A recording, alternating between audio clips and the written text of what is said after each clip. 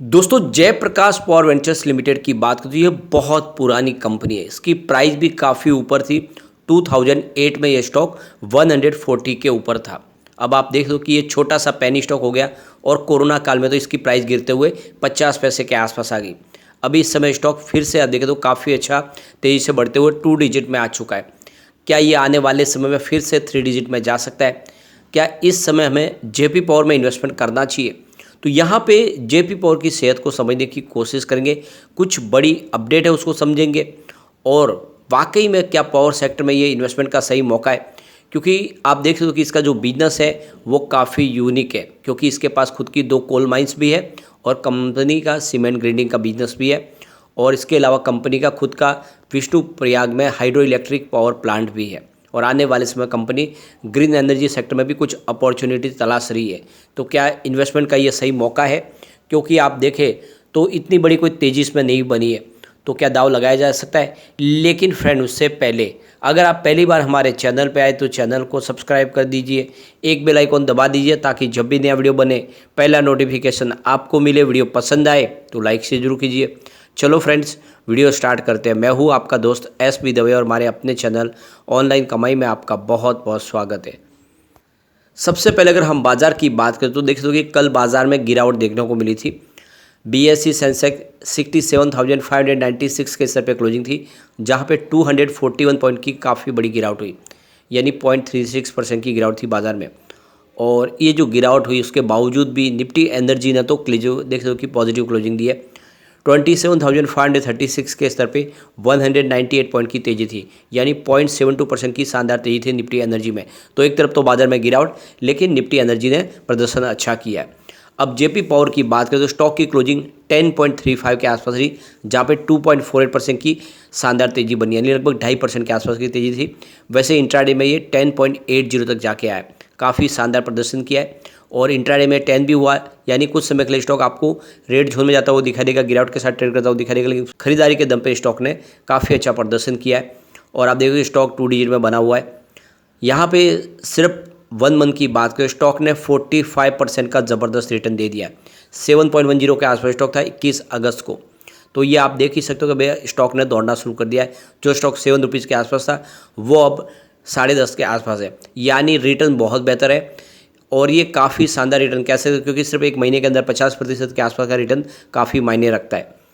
अब यहाँ पे एक बाजार के लिए जो बुरी खबर है कि एफआई जो पिछले 2 ट्रेडिंग सेशन से बाजार में लगातार खरीदारी करते, उन्होंने फिर से बिकवाली कर दी है।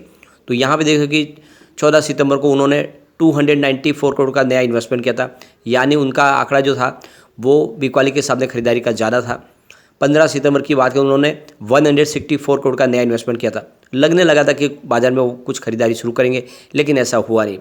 18 सितंबर की बात करें उन्होंने 7,520 करोड़ का नया इन्वेस्टमेंट किया, लेकिन सामने 8,756 करोड़ रुपीज़ की बिकवाली कर दी। तो इस तरह से उनका जो बिकवाली का आंकड़ा निकल कर आया 1,236 करोड़, ये निगेटिव है और ये आप समझ सकते हो ये बाजार के लिए अच्छी खबर नहीं है, जिससे लग रहा है कि अभी बाजार में पूरी तरह से एफआई लौट के नहीं आए। इस महीने उन्होंने करीब 10,816 करोड़ का माल बेचा है और इस वजह से बाजार में अभी फिलहाल बड़ी तेजी की कल्पना हम नहीं कर सकते।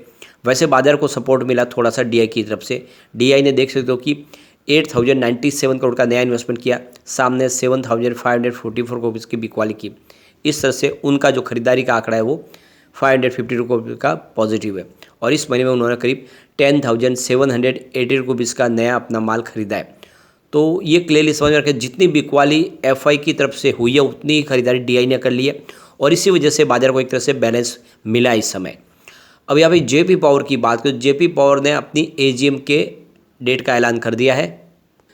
कंपनी की 28वीं एनुअल जनरल मीटिंग देख सकते हो कि फ्राइडे के दिन 29 सितंबर को होगी 11:30 बजे सुबह और वीडियो कॉन्फ्रेंसिंग के माध्यम से ये एजीएम होने जा रही है।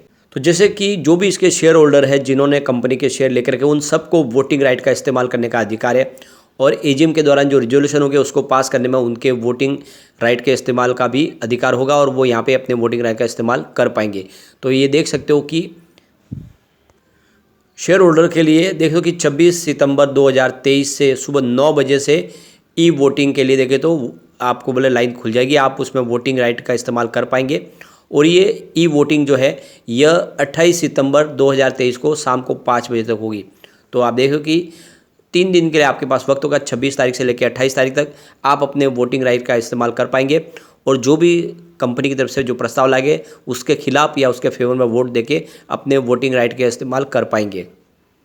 अब यहाँ पे देख सकते हो कि जेपी पावर की खुद की 2 कोल माइंस है। लगातार लोग पूछते हैं कि कौन सी इनकी कोल माइंस है, तो आप देख सकते हैं कि इनका एक एमेलिया नॉर्थ कोल माइन है।